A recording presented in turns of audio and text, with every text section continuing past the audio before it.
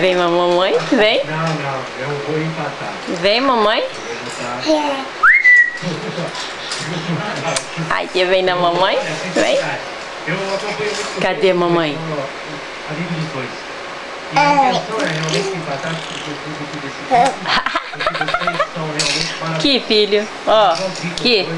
Ó. O nosso colega de trabalho, colegas de trabalho, julgar dois grandes humoristas, é muito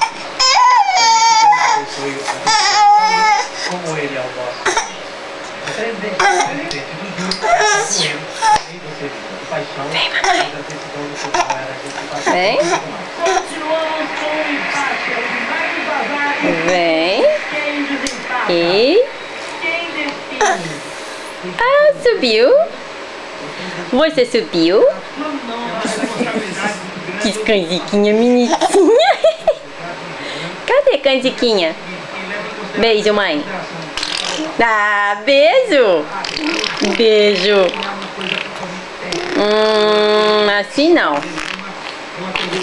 Beijo. Cadê canjica?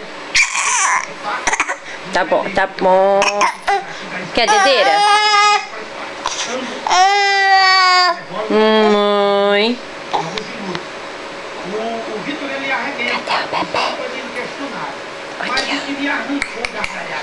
Por que você tá em pé? Eu te amo do fundo do coração, mas quem me arranjou essa gargalhada espetacular que doeu no meu, né?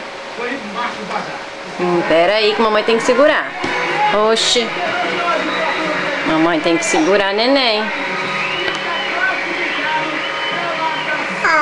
Põe na cabeça. Põe na cabeça.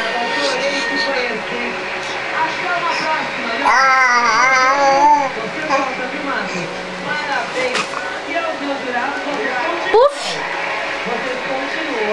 Puf.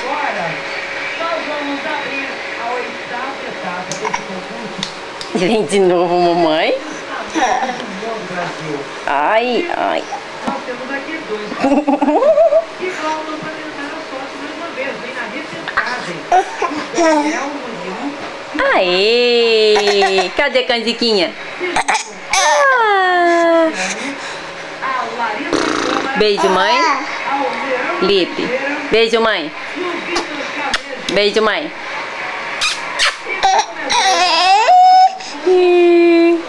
Tá bom.